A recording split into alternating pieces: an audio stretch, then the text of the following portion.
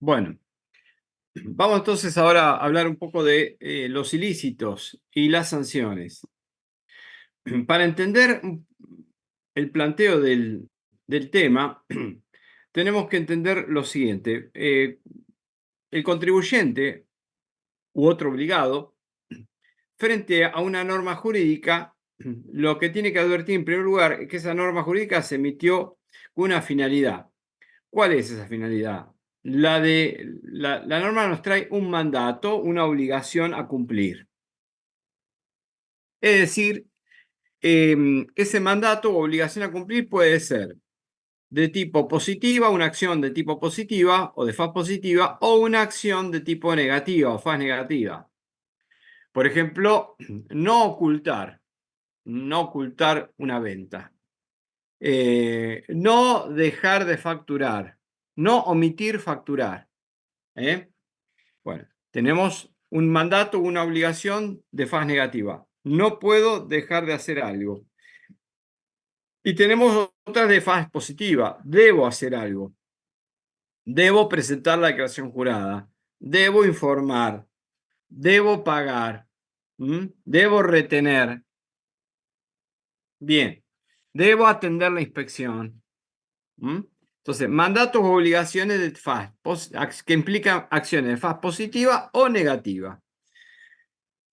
Caso que de no observarla, de no cumplir con esa acción de faz positiva o negativa, lo que estaría incurriendo es en un incumplimiento.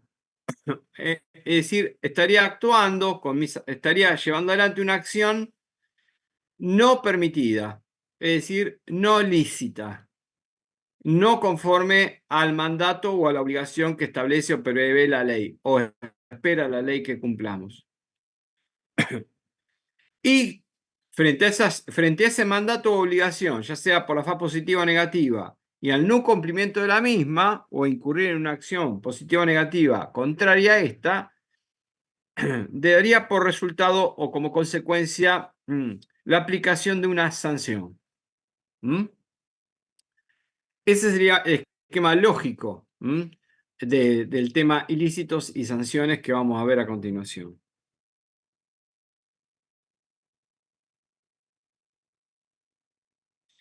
En el plano de las obligaciones o mandatos de la materia tributaria, básicamente tenemos dos grandes grupos de obligaciones. Las conocidas como formales, o obligaciones de hacer, y las obligaciones de dar, es decir, las materiales o sustantivas o sustanciales, que básicamente son aquellas que implican el pago del tributo. Entonces, dos tipos de obligaciones. Las de hacer, obligaciones de hacer o formales, y las de dar o materiales o sustantivas. No cumplirlas implica entonces entrar en lo contrario a la norma, el apartamiento a la norma, es decir, en el cometimiento de un ilícito, ya sea formal o material. El ilícito será formal si lo que implica es el no cumplimiento o la omisión de una obligación formal. El ilícito será material o sustantivo si lo que implica es la transgresión al mandato o a la obligación material. Y las sanciones también van a ser del mismo tipo. Sanciones materiales o sustantivas, que normalmente van a ser más gravosas, más importantes, y también las sanciones formales por el incumplimiento o por los ilícitos formales. Bueno, acá tenemos entonces el esquema siempre es el mismo, obligación, ilícito y sanción. Acá tenemos algunos ejemplos de lo que sería un ilícito material, un ilícito formal. Por ejemplo, el formal.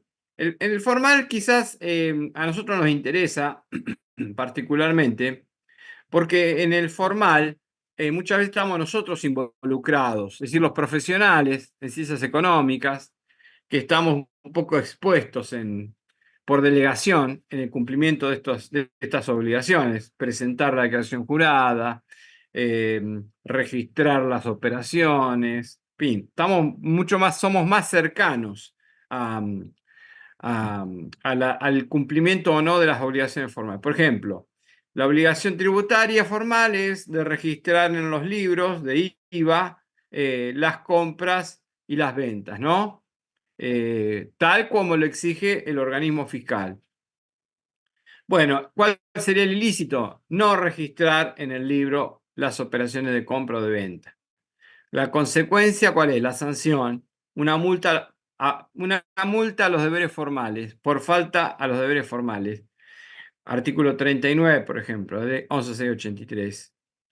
Materiales, obligación material. Determinar y pagar el impuesto de valor agregado. Por ejemplo, ¿no? Determinar, el caso del IVA, calcular la sustracción débito fiscal, crédito fiscal, presentar la declaración jurada y pagar. Bueno, la declaración jurada no la presento. Entonces, omito pagar y presentar la declaración jurada. El fisco desconoce totalmente cuál es la obligación.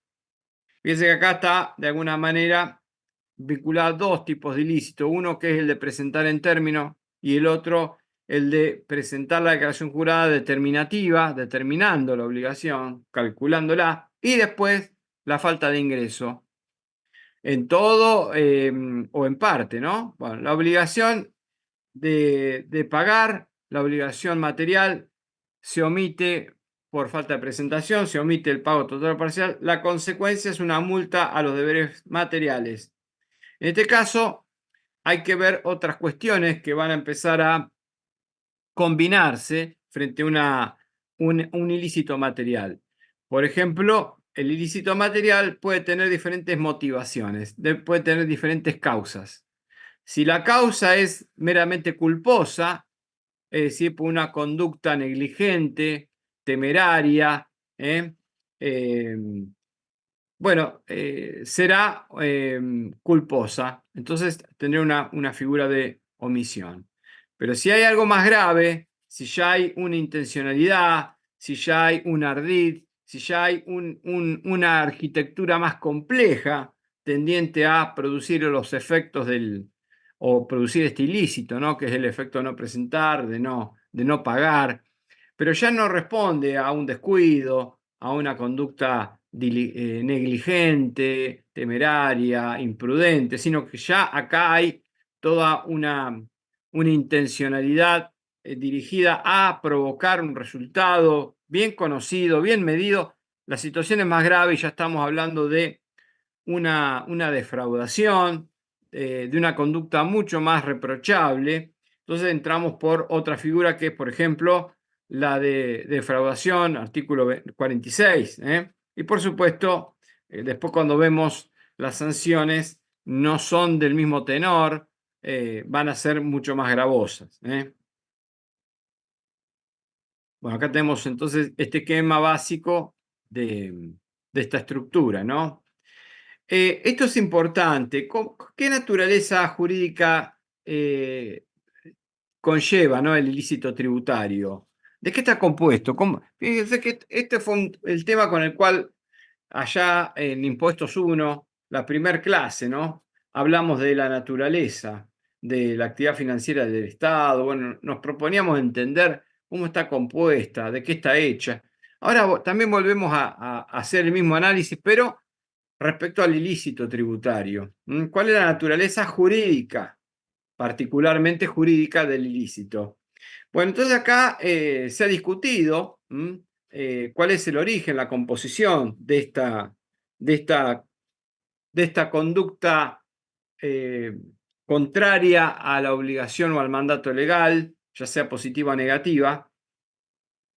Algunos la consideran que es de una naturaleza meramente administrativista, otra que es puramente tributaria y autónoma, y otros que es lo que reconoce la doctrina de la Corte, es que la vamos a encuadrar a su naturaleza en la naturaleza penal.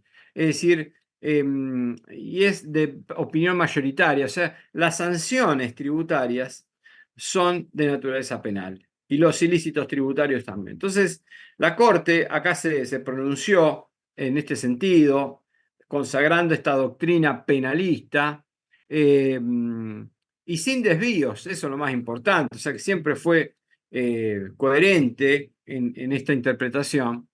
Ahí tenemos los pronunciamientos del año 68, del 81, del 98. Fíjense qué importante la continuidad en el tiempo.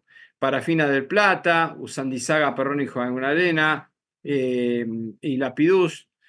Como la Corte dijo, no, los ilícitos y las sanciones tributarias son de naturaleza penal. Y esto es importante por varios motivos. Por un lado, por las garantías que representa eh, eh, analizar y procesar toda esta cuestión al amparo de la doctrina penalista. ¿Por qué? Porque los derechos son mucho más garantistas. Y segundo, porque acá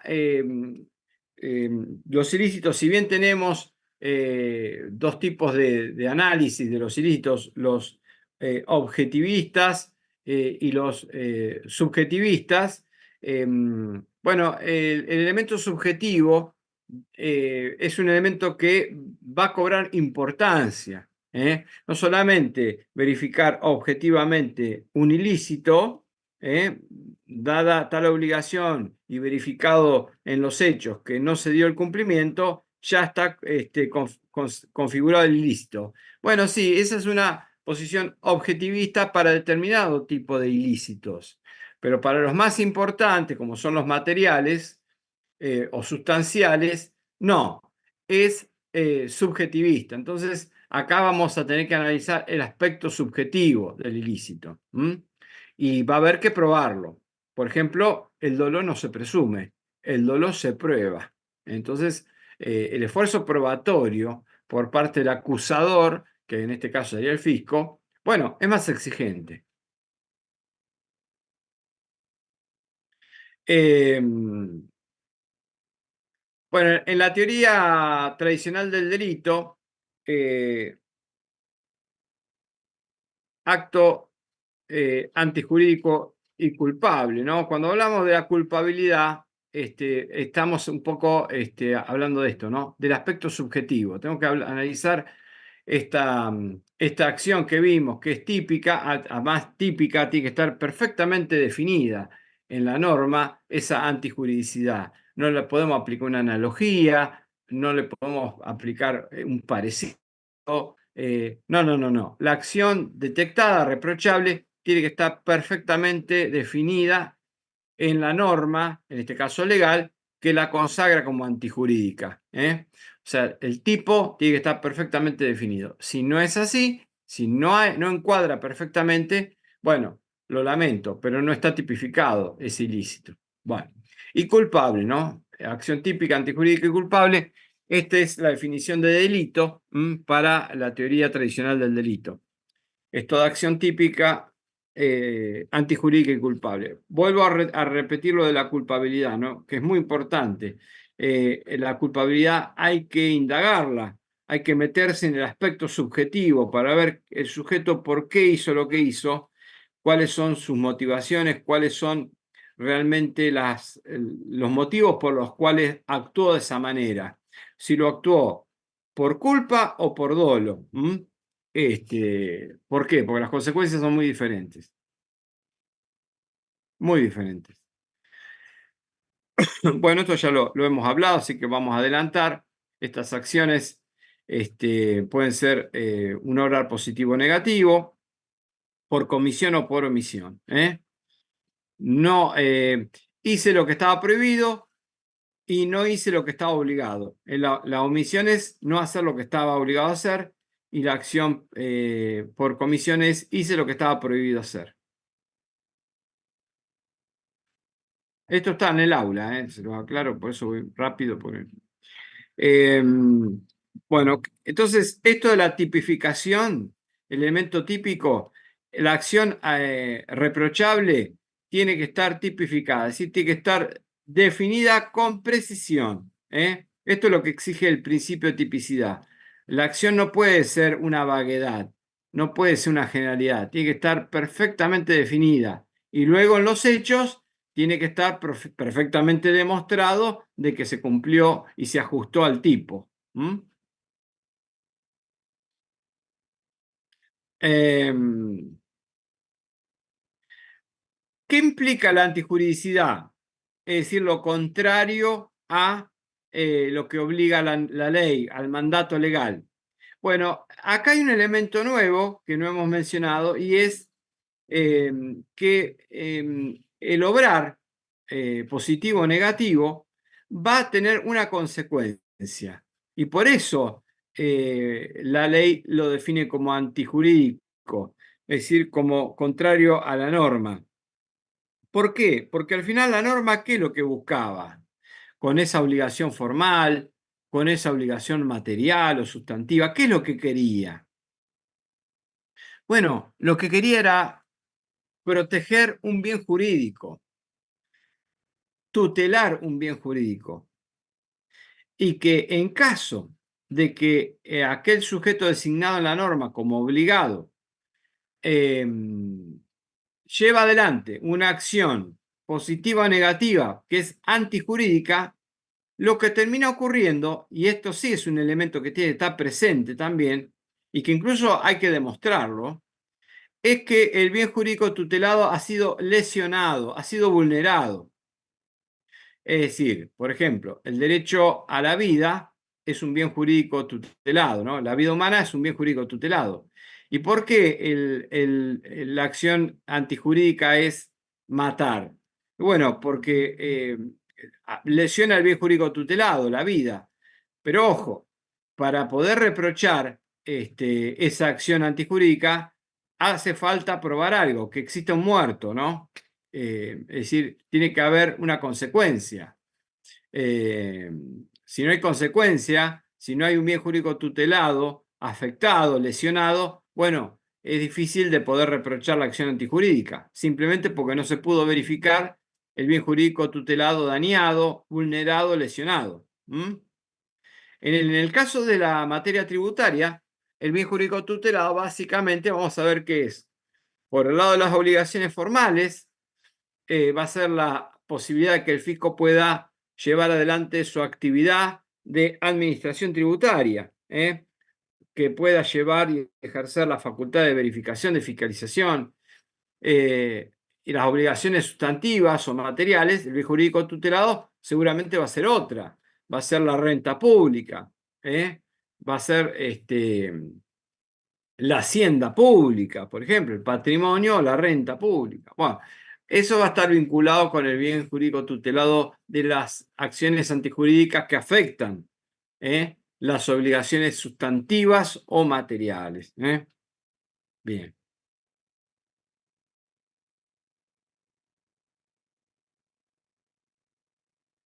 Bueno, a ver, acá tenemos un poco los ilícitos formales. ¿Cuáles son los bienes jurídicos tutelados, ¿no? La facultad de verificación y fiscalización, el deber de colaboración, los deberes de colaboración con la facultad de verificación, fiscalización y determinación. Eso agrega Jorge Damarco. La renta pública, el erario público y la hacienda pública. Acá hay una distinción doctrinaria respecto de el bien jurídico tutelado eh, contra los ilícitos materiales sustanciales. Un enfoque estático, que es la renta pública o el erario público, como un enfoque permanente, y uno dinámico, que es la hacienda pública.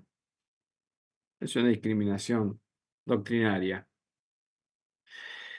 ¿Qué significa que la acción típica sea culpable? Bueno, la acción antijurídica sea culpable. Hay que poner el ojo en el obrar. ¿Cuándo es un obrar culpable? Está presente la culpa como la motivación de ese acto.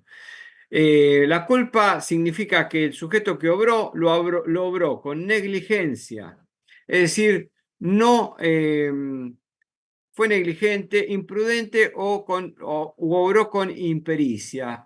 La impericia significa haber obrado en aquella ciencia o arte que no conoce, no tenía dominio de esa ciencia o de ese arte e igualmente lo ejerció. Entonces actuó con impericia, no lo supo hacer. Imprudente, hizo más hizo más, fue más allá, fue más lejos de lo que la ley exige. Es decir, la ley exige un obrar prudente, un obrar medido. Este fue más allá de lo aconsejable, de lo permitido. Y el negligente actuó de menos. El negligente eh, eh, desconoció la obligación, la subestimó, con su obrar quedó corto, quedó corto, no extremó, eh, eh, no obró con diligencia, es decir, no extremó todos los esfuerzos, no extremó todos los cuidados respecto a la materia, lo tomó con descuido, con negligencia. Podemos decir que al final fue una especie de un sujeto descuidado, un sujeto eh, que no obró con todos los extremos que la materia exige. En cambio, el dolo, acá hay otra clase de comportamiento. Acá el sujeto tiene seguridad, sabe lo que está buscando, sabe lo que quiere y va a buscar ese resultado. Es decir, acá hay un pleno dominio cognitivo, ¿eh? De lo que va a ocurrir si sigue adelante con su accionar. Y a pesar de que sabe y tiene perfectamente en claro lo que va a ocurrir, decide voluntariamente ir a provocar ese resultado. Acá hay una voluntad y una intención, hay un acto voluntario, bien medido, ponderado, y que a pesar de todo eso, sabiendo lo que va a ocurrir, sigue adelante. Sigue con el objeto de cometer ese acto contrario al mandato o esa acción positiva o negativa contraria al mandato o a la obligación. Porque lo que quiere en realidad es la consecuencia, una consecuencia que cree favorecerlo a él seguramente y perjudicar o lesionar el bien jurídico tutelado. Pero está todo bien medido y perfectamente es una acción libre, voluntaria, y que sabe perfectamente los resultados que va a obtener. Y a pesar de eso sigue adelante. Entonces, acá tenemos dolo. Claro, el dolo no se presume, hay que probarlo. Y es ahí cuando a veces el fisco tiene dificultades. No es tan fácil probar el dolo. ¿Cómo evacuamos la responsabilidad frente a la culpa? Bueno, la ley menciona, prevé invocar el instituto del error excusable. ¿Y qué tipo de errores excusables conocemos? Y básicamente hay dos, de hecho y de derecho. Difícil de probar, el de derecho puede ser que tengamos algún caso, por ejemplo, el error de derecho puede ser el error de prohibición, ¿no? Es decir, una persona desconoce, lleva adelante una acción y desconoce que estaba prohibida. Porque a lo mejor viene de un lugar donde él vive, donde se permite llevar adelante esa acción. Entonces él pensó que acá, en la jurisdicción donde está en este momento, también estaba permitido. Bueno, entonces tuvo un error de prohibición. Eh, el error de tipo también. El autor lleva adelante una acción y él cree, por desconocimiento, que en realidad está cometiendo un ilícito cuando en realidad lo que está cometiendo es otro ilícito. Entonces tiene un error de tipo. Yo pensé que presentando la declaración jurada un día más, por ejemplo, ¿no? Un ejemplo tonto que no se adecua a la realidad. Pero suponiendo que presentando la declaración jurada una semana más tarde, en realidad solamente tenía el ilícito formal, es decir, por no presentar en término. Y no, en realidad tiene el ilícito formal, sí, pero también tiene el material, porque no ingresó el impuesto. Y entonces se me reprocha la omisión de impuesto por no haberlo pagado en término. Y me hacen una multa del artículo 45. Entonces yo puedo decir, bueno, yo tenía un error de tipo. Bueno, el error de tipo difícilmente progrese, pero yo podría invocarlo. Y después está el error de hecho, el error excusable de hecho. donde acá tengo una representación inexacta de un hecho material. Qué sé yo, eh, qué sé yo, a ver, por ejemplo, presté, presté una cosa a título gratuito cuando la ley, por ejemplo, prevé que no se admite la gratuidad. Por ejemplo, no sé, una sociedad pone a disposición un bien a título gratuito cuando la ley no prevé esa gratuidad. La ley impositiva no prevé la gratuidad y me exige pagar el impuesto a las ganancias sobre un interés, una remuneración tributaria presunta que está, por ejemplo, en el artículo 76. Bueno, entonces, yo pensé que estaba haciendo un comodato o que estaba dando en depósito un bien, cuando en realidad para la ley es una disposición de bienes a favor del tercero que da lugar a una renta agravada, presunta. Bueno, bueno, así podemos encontrar varios casos. En realidad eso sería más que nada un error de derecho por desconocimiento de la ley, ¿no? Más que de hecho.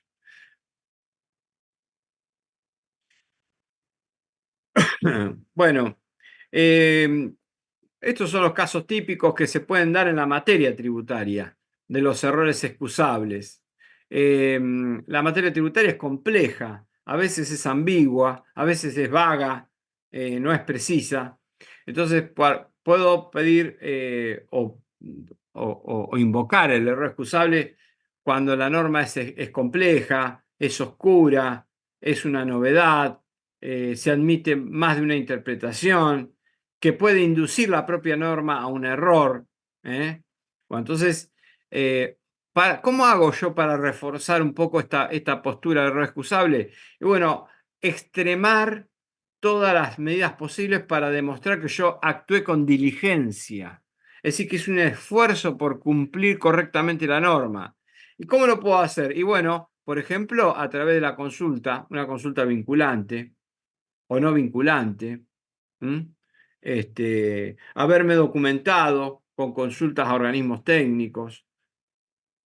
Bueno, entonces yo digo, bueno, yo me equivoqué, sí, pero fíjense que yo me equivoqué, pero yo colecté consulta, elementos de prueba y todos me decían o concluían que esto se debía tratar de esta manera. Fue el tratamiento que yo le di y resulta ser que, fíjese todo lo que dicen los organismos técnicos, ¿eh? La duda que le genera, y a pesar de ello tuve que actuar y cumplir con la obligación en este manto de incertidumbre, o bajo este manto de incertidumbre. Bueno, bueno, en este sentido tendríamos un error excusable, que puede ser de derecho o el de prohibición. Bueno, esto es importante también, los principios penales aplicables a la materia. Legalidad. Toda norma penal tributaria tiene que estar tipificada en la ley, tiene que estar contemplada y amparada bajo el principio de legalidad. Yo no puedo ser sancionado por una norma que no está prevista en la ley. Tiene que estar definida, tipificada, perfectamente definida. No se va a aplicar retroactivamente, es un principio penal básico también. La norma penal rige hacia el futuro, rige hacia adelante, no me pueden penar por un hecho que fue anterior a la ley que tipifica o que castiga o que reprocha ese hecho o ese acto que yo cometí con anterioridad. Y si al momento de la comisión, ¿no? Existe una ley penal que me sanciona de una determinada forma y luego se inicia un proceso y cuando se está iniciando el proceso y se me exige, se me estipula una sanción y se me exige el cumplimiento de la sanción, la ley fue más benigna que la que existía cuando cometí el ilícito o viceversa, se aplica la más benigna. Hay un principio de la ley penal más benigna. Al hecho la ley penal vigente al momento de la comisión del hecho o al momento de la aplicación de la sanción, entre los dos se aplica la que sea más benigna para el reo. Bueno, esto es interesantísimo en la materia tributaria, ¿eh? El principio de personalidad de la pena. acá hay que exigir el esfuerzo probatorio del aspecto subjetivo. ¿Mm? Solo puede ser reprimido aquel que sea culpable. Y ojo porque yo hoy les había dicho que había ilícitos que son objetivamente verificables y otros que son subjetivamente verificables. Bueno, acá estamos hablando del subjetivamente verificable. Pero lo objetivamente verificable, es decir, verificado un determinado hecho y dado que el hecho está definido como un ilícito, ya está configurada el ilícito, también es objetivo o de culpabilidad, también se los conoce. La parte culpable, el aspecto de la conducta vinculada a la culpa, también hay que demostrarlo y se puede exculpar. Es decir, por más hay que ver si yo puedo demostrar que no actué con negligencia, con impericia o con imprudencia. Son los tres tipos de la culpabilidad. En cambio, el subjetivo exige un grado de compromiso mayor en el aspecto subjetivo. Ya estamos hablando de dolo. Eh, entonces, en Parafina del Plata, cuando se habló que las sanciones tributarias son de naturaleza penal, la Corte dijo, la acción punible hay que demostrarla y hay que imputarla, tanto objetiva como subjetivamente. Si tiene que estar reunido el elemento objetivo, no presentó la declaración jurada y además es culpable. ¿Mm? Omitió el pago del impuesto y además actuó con dolo o engañó al fisco, no pagó el impuesto por engaño y además por eso lo hizo con dolo. Bueno, estas cuestiones, la parte objetiva quizás es la más fácil de probar para el fisco, porque venció la declaración jurada y la declaración jurada no se presentó, tendría que haber pagado 10 y pagó 8, pero lo que es más difícil de probar es el aspecto subjetivo, siempre. ¿Mm? Es un ámbito de prueba mucho más complejo. Eh, bueno, este es un tema de actualidad, ¿no? El principio de inocencia. eh, Todos somos inocentes hasta que se pruebe lo contrario. Ahora parece ser que hay un proyecto de reforma a la ley de procedimiento tributario y penal tributario, un poco con una motivación transversal que intenta repotenciar un poco este principio de inocencia en materia tributaria. Por lo menos fue lo que se declaró en el anuncio del proyecto. Estoy hablando del proyecto que presentaron hace una semana por el ministro Caputo y el titular de ARCA. Pero bueno, después vamos a ver en la realidad qué es qué es lo que realmente vemos en la práctica. Pero la cuestión es que el principio de inocencia en materia tributaria y no tributaria está previsto en el artículo 18 de la Constitución, por supuesto. Así que también es aplicable acá. Eh, Otros principios penales que son perfectamente aplicables a la tributación es el no bis in idem. Nadie puede ser juzgado y sancionado por la misma causa. Nadie puede ser sancionado sin un juicio previo y nadie puede ser juzgado por un hecho previo a la obligación legal. Eso lo habíamos hablado hoy. Está íntimamente relacionado con el principio de legalidad, el juicio previo. Este es un criterio a priorístico de interpretación y aplicación de la norma. En caso de duda, debe resolverse a favor del procesado. Fíjense qué importante, este criterio nosotros vemos con mucha frecuencia en la materia laboral, ¿no? En la materia laboral eh, llegamos a juicio. La empresa tiene los libros de sueldo, los recibos, hizo todo el esfuerzo documental. Y resulta ser que aparece un testigo, contradice toda la documental, y entonces los jueces del Tribunal de Trabajo dicen, en caso de duda, si me siembran la duda, fallo a favor del empleado. Bueno, Esto que también se hace valer en la materia laboral, en el foro laboral, es interesante hacerlo valer también en la materia tributaria, ¿no? En caso de duda, a favor de el procesado. ¿Mm? Y por supuesto, no me puede sancionar cualquier persona. Lo tiene que sancionar el juez natural, el juez que ha sido designado con competencias y facultades para aplicar esa sanción, no cualquiera. Así que es algo que siempre tengo que verificar. ¿Quién es el que me pretende sancionar? ¿Lo puede hacer?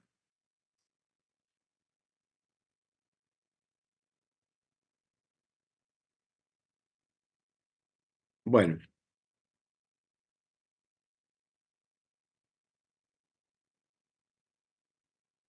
vamos a verlo ahora. Acá tenemos bueno, algunos antecedentes de error excusable. Voy a ver si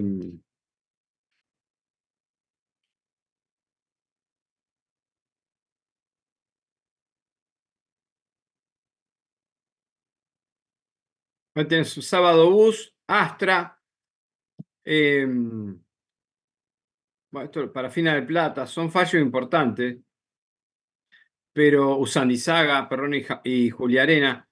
Bueno, estos son fallos que, Masa Generoso, son todos fallos que hacen al principio a la naturaleza penal de las sanciones tributarias. Se los dejo para verlo en la filmina, léalo, que es importante. Eh, yo vamos a hacer un pequeño recreo ahora, para así tenemos después tiempo de ver los principales ilícitos y sanciones que hay en la ley 11.683. Eh, Así que bueno. Acá es importante, del fallo más generoso, yo me quedaría con este comentario. Dice, la Corte no hace extensivo a el campo de la responsabilidad penal tributaria el sistema de presunciones que la ley establece para determinar desvíos en la materia imponible. Entonces, ojo, eh, es decir, yo puedo aplicar una presunción para exigir una diferencia de impuestos, pero no puedo apoyarme en una presunción para imputar la responsabilidad penal tributaria, porque es muy débil la presunción sobre la cual se apoya. Si fuera una diferencia sobre base cierta de la materia imponible, pruebas concretas, bueno, entonces ahí sí puede apoyarse la imputación de responsabilidad penal, pero apoyarla sobre una presunción, no. No se ajustaría al principio de legalidad. Estaba hablando en ese momento de las presunciones del artículo 18 eh, para determinar de oficio la materia imponible. Es muy importante este punto. Entonces yo, si quieres, te puedo pagar una diferencia de impuestos en base a una presunción, pero no me podés acusar penalmente por eso. ¿Está? Bien, hacemos un pequeño recreo de 10 minutitos y seguimos con los ilícitos y sanciones.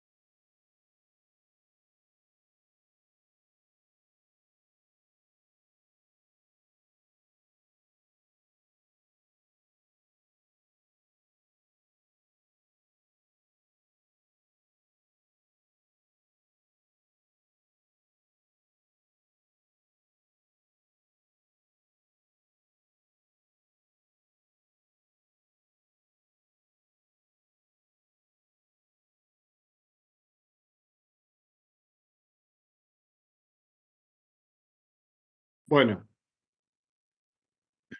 acá tenemos algunos de los ilícitos más importantes que están en la Ley de Procedimiento Tributario. Vamos a comenzar por los formales. Ahí les pegué en el chat, no sé si lo pudieron ver, el proyecto de reforma a Ley Penal Tributaria y de la Ley de Procedimiento Tributario, donde va a haber actualización de los montos de las sanciones, comenzando, por ejemplo, ven acá el primer caso, la referencia 1 al artículo 38. Tenemos la falta de presentación de la declaración jurada en término. Esta multa para la persona física que está en 200 pesos va a pasar a 220.000 pesos y para las personas jurídicas de 400 pesos a 440.000. Esta es la llamada multa automática, ¿no? Eh, es una multa muy particular porque a nosotros nos afecta mucho. Nosotros tenemos una responsabilidad muy cercana con esta cuestión.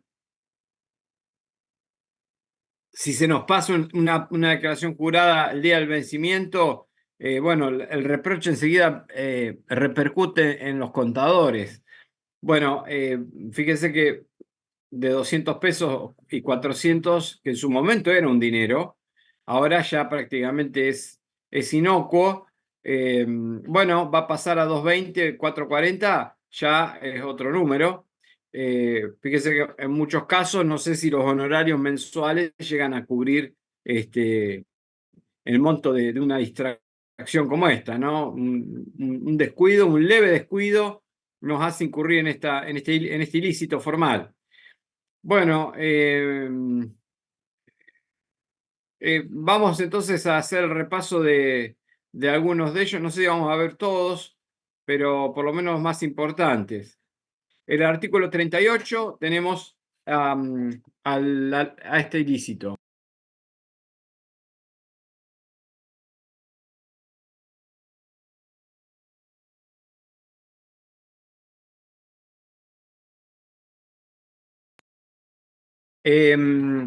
Bueno, fíjense el cuadro un poco como este después se los voy a subir al aula. Es un cuadro donde tenemos referencias en las columnas, el artículo de la ley, el tipo de ilícito, si es formal o material. Es importante distinguirlo esto. ¿Cuál es el bien jurídico tutelado que está protegido y que se vería afectado por el ilícito? Bueno, una referencia dentro del artículo, ¿dónde está? Si está en el primer párrafo o en qué parte del artículo está. El verbo típico, es decir, cuál es la acción típica, positiva o negativa, que da como resultado incurrir en el ilícito. La sanción, ¿cuál es el reproche que se le va a exigir cumplir al sujeto responsable? Y por último, ahí tenemos cómo se aplica, cómo sería el camino para la aplicación de esta sanción. Si hay un sumario, si hay una mera intimación, en fin.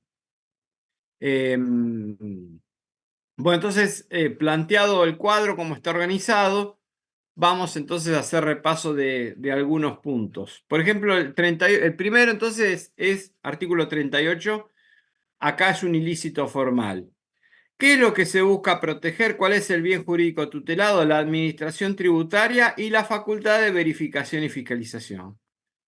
¿Cuál es la acción típica o el verbo típico? No presentar la declaración jurada determinativa, porque vamos a ver que la ley hace una distinción entre no presentar una declaración jurada determinativa o no presentar una declaración jurada informativa. Ojo porque las informativas, vamos a ver que no son subestimadas por el legislador. Tiene sanciones importantes. aparejadas, ¿eh? Bueno, entonces, determinativa cuando se produce la fecha de vencimiento establecida por el fisco.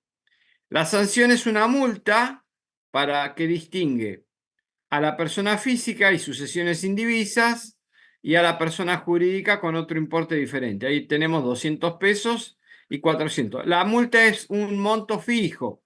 Por lo tanto, si la declaración jurada determinativa determina 1.000.000 de pesos, son 200 pesos. Si la declaración jurada determina 10 pesos de impuestos o 5 pesos de impuestos, igual, la multa es igual. 200 pesos para la persona humana, 400 para la jurídica. Bueno, ahí tenemos cuáles son las normas de aplicación de la sanción. Sumario, artículo 38 y 70. Después, ahí tenemos en el artículo a continuación del 38, lo mismo, un ilícito formal.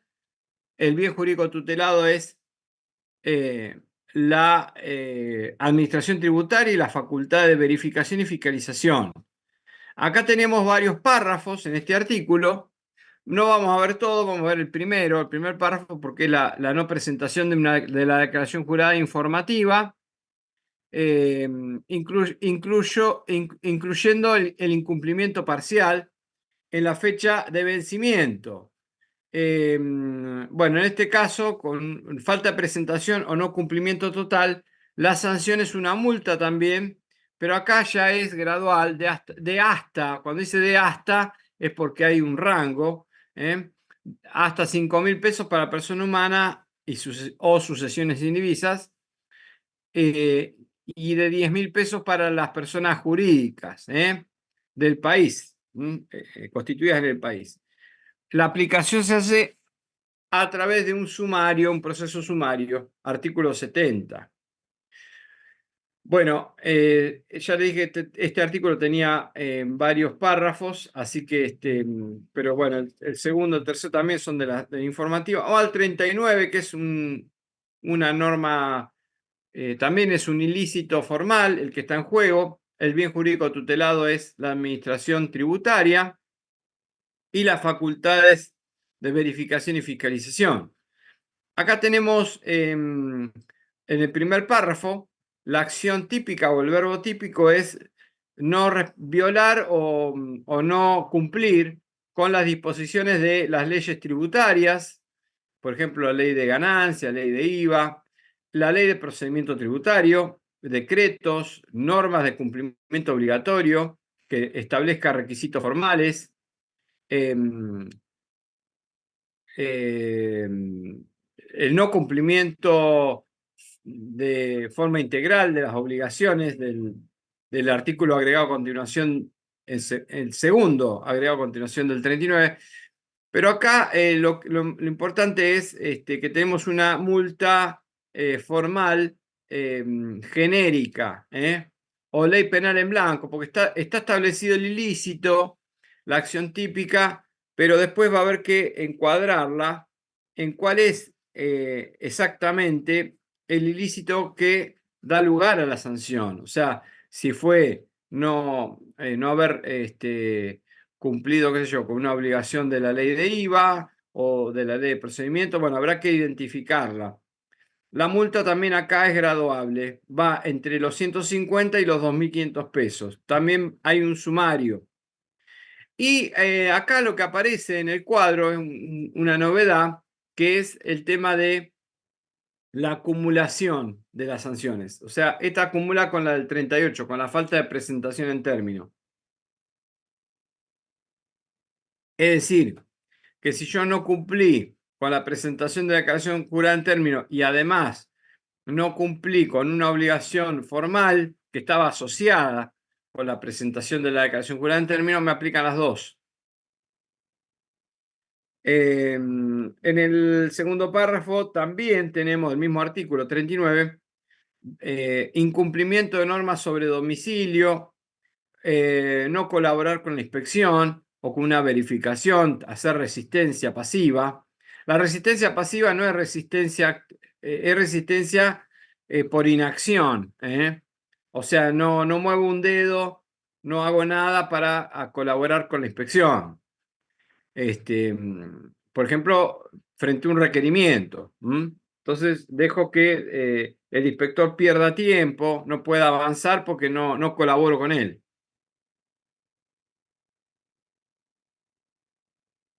Por eso es importante contestar los requerimientos. Yo se lo había dicho a la clase pasada. Y si eventualmente el requerimiento es abusivo o es desproporcionado, bueno, plantearlo, pero no guardar silencio, porque yo mismo me estaría metiendo dentro de una figura de resistencia pasiva.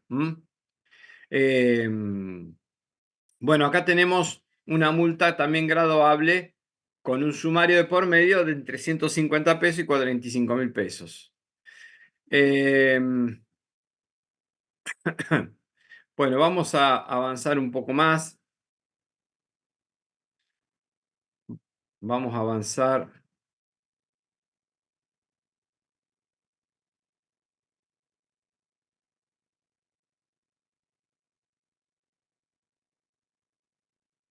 El punto 11.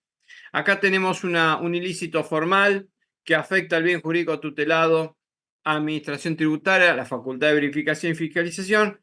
Artículo agregado a continuación del 39. El incumplimiento total o parcial a los requerimientos hechos por la AFIP de información complementaria a la declaración jurada informativa país por país. Acá tenemos una multa graduable con sumario de 180 a 300.000. Y el siguiente, el 12, que es parecido, pero es frente al incumplimiento de requerimientos del fisco para cumplir deberes formales.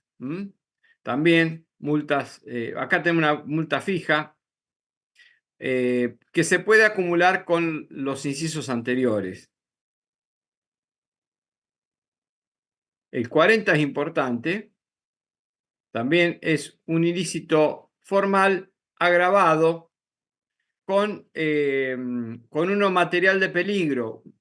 Acá tenemos el ilícito de peligro o el delito de peligro.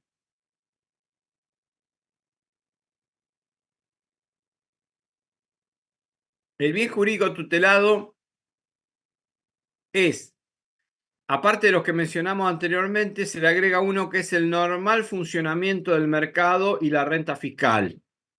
El peligro estaría respecto de la renta fiscal, el delito de peligro. Esto está vinculado con la falta de emisión de comprobantes. Veamos. Tenemos, la acción típica es no emitir factura o documento equivalente conforme a lo que exige la FIP. No emitir, che, yo emití una factura, pero la que compré en la librería, no. Estamos hablando de los comprobantes fiscales, conforme a las normas del fisco.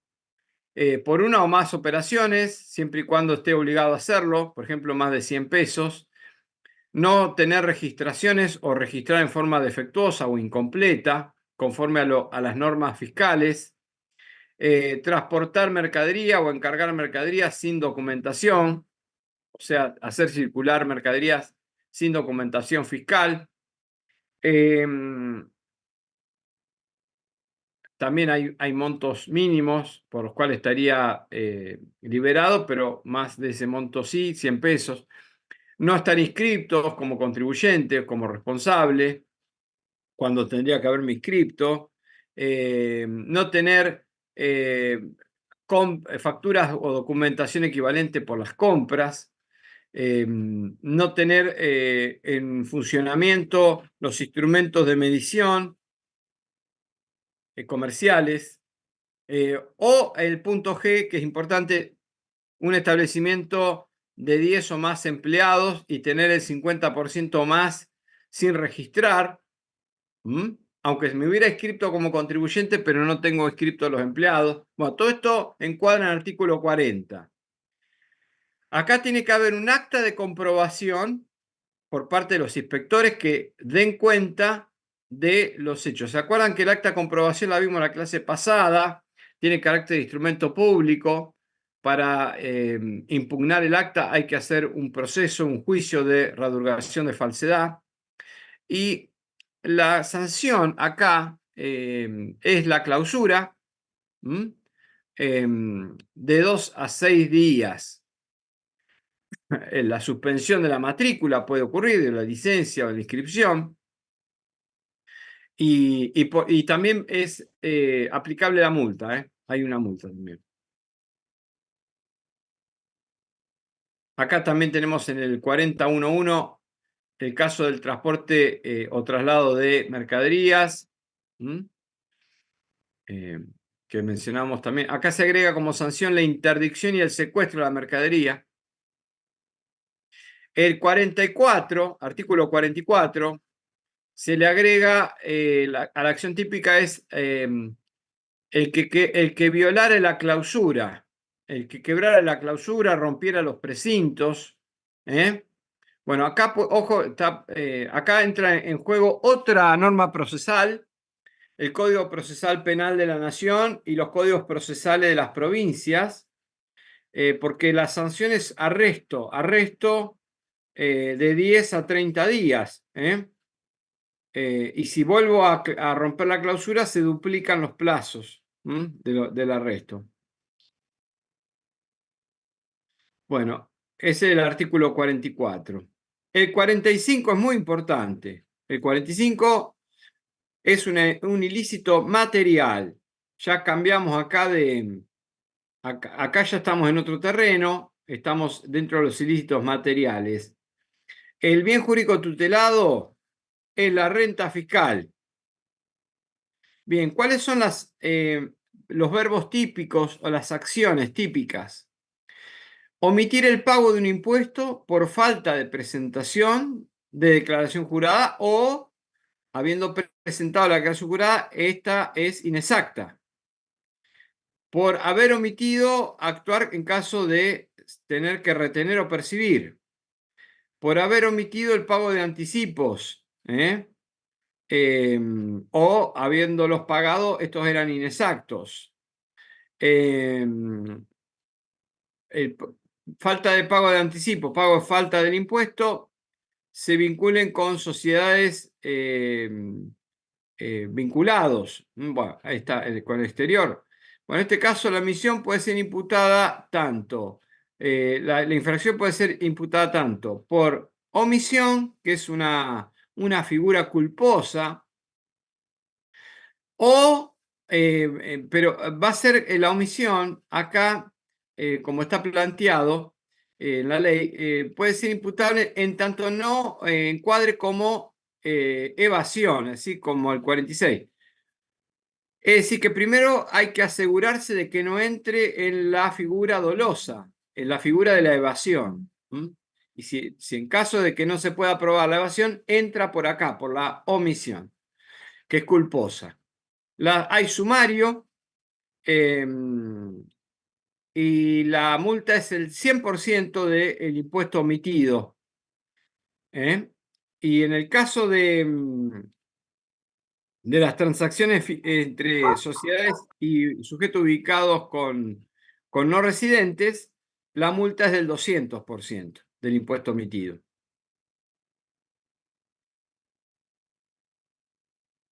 En el 46 tenemos la figura más importante, que es la evasión o defraudación. También el ilícito es material, el bien jurídico tutelado es la renta fiscal y la acción típica o el verbo típico es defraudar. ¿Por qué? ¿Qué significa defraudar? Bueno, primero el instrumento del cual se vale el sujeto para defraudar es a través de una declaración jurada, pero la declaración jurada está viciada. ¿Por qué? Porque se la utiliza para engañar o para ocultar, pero con malicia. ¿Y cómo nos damos cuenta? Y bueno, porque vamos a utilizar de alguna manera algún ardid, algún engaño, alguna maniobra para entorpecer o lograr que el fisco muerda el anzuelo, digamos. O sea, que el fisco poder engañarlo, poder desviarlo de el conocimiento de la verdad, jurídica objetiva o del impuesto debido. Bueno, para eso hace falta planificar, hace falta pensar y llevar a los hechos una acción que está motivada con esa finalidad. Ese es el meollo de la defraudación, ¿no? De esta evasión, de una acción dolosa.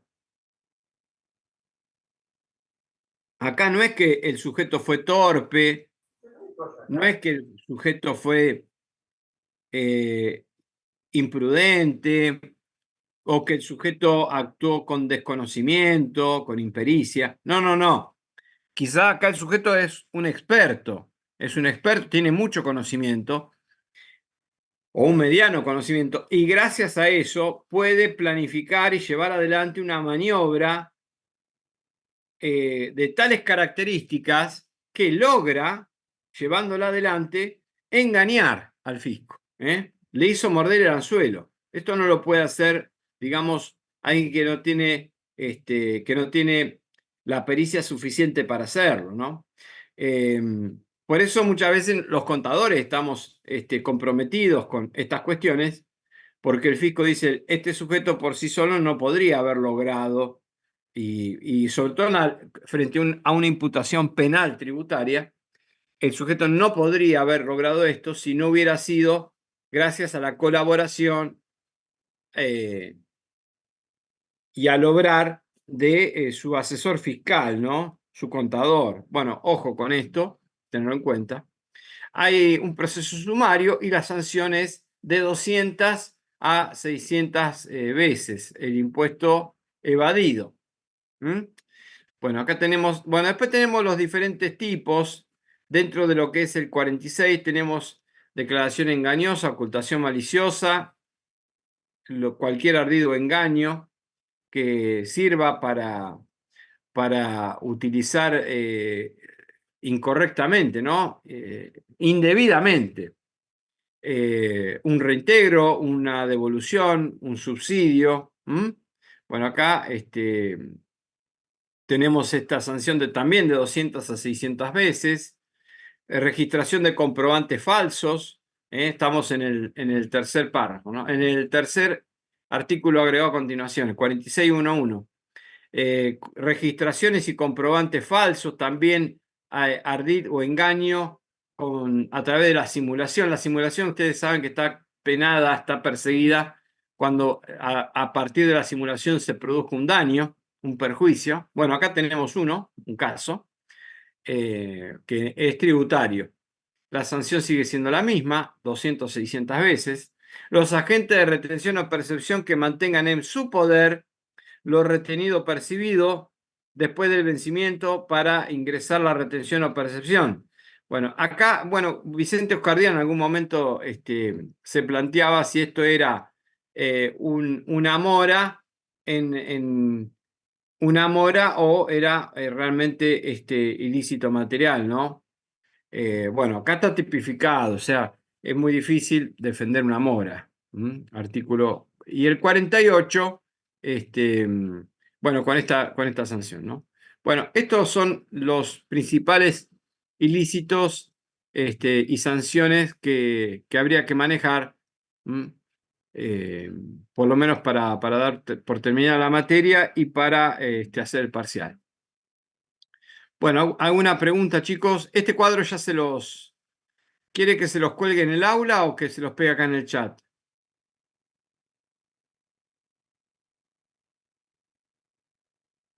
El aula. Bueno, vamos al aula. Así que bueno. Bueno, chicos, nada más. Nos sobró un ratito de tiempo. Pensé que no íbamos a llegar, pero fuimos rápido. Profesor, yo tengo una consulta. ¿Se podrá hacer un tipeo rápido último para no olvidarnos de ningún tema o de ningún artículo para el parcial? Perdóname, se te escucha re lejos, Camila. O acá hay mucho ruido. ¿Podés repetir, por favor?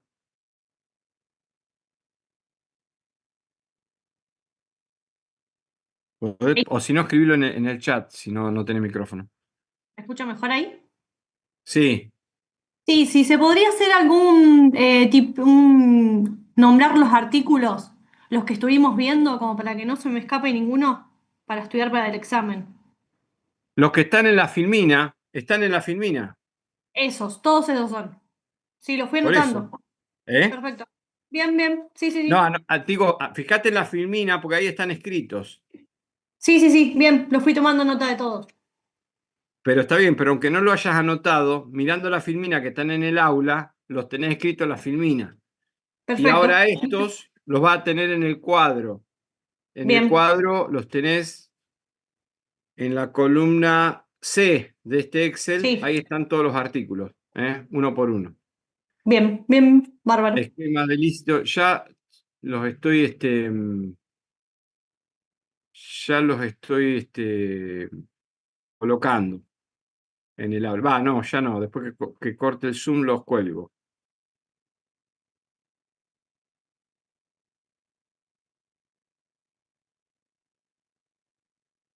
Tributación 3. Tributación 3.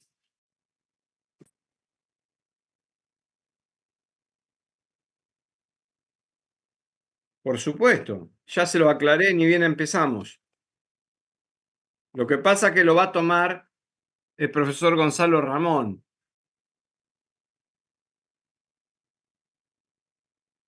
Lo de tributación 3 van a rendir ingresos brutos, provincia de Buenos Aires se lo voy a tomar yo. Convenio multilateral se lo va a tomar el profesor Gonzalo.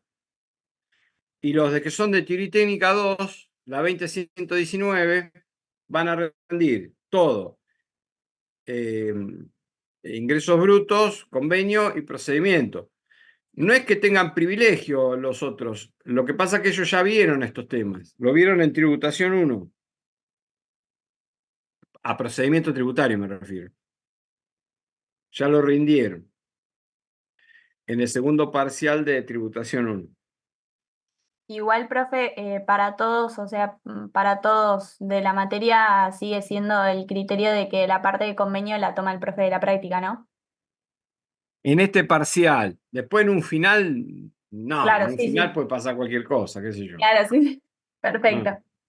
sí. Así que no, es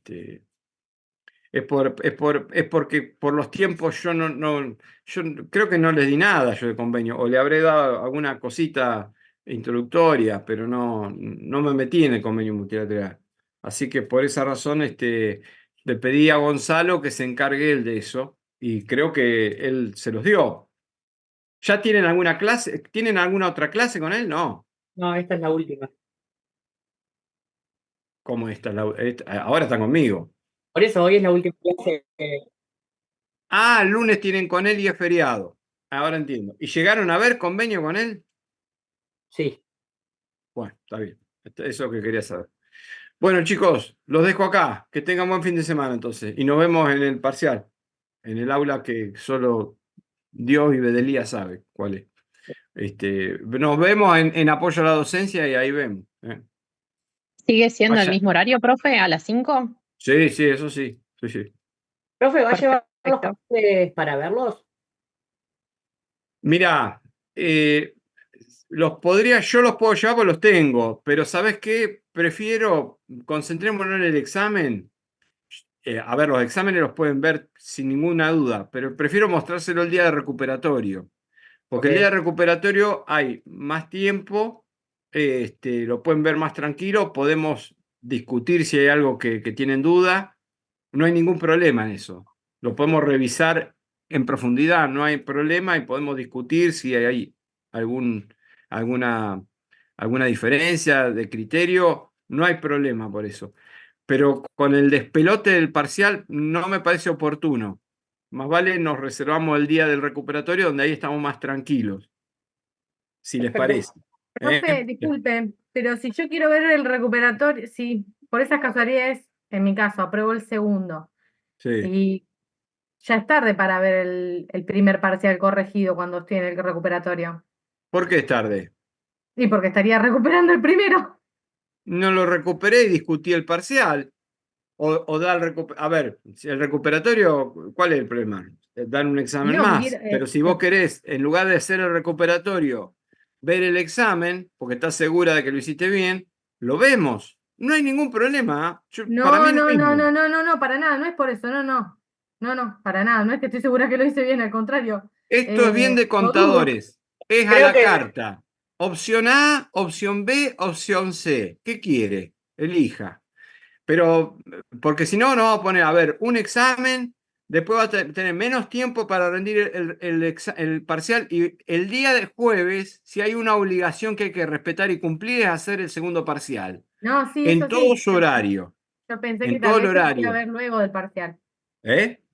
Yo pensé que tal vez lo podía ver luego de que realice Bueno, el está bien, segundo parcial. te lo llevo así lo ves después del parcial. Pero no vayamos a ir a las 11 de la noche, por favor. No, profe. Lo llevo, te lo llevo. Bueno, gracias. Bueno, chicos, nos vemos el jueves. Chao, Chao, profe, buen fin de- Nos vemos. Chao, Chao, profe. buen fin de semana. Que descansen.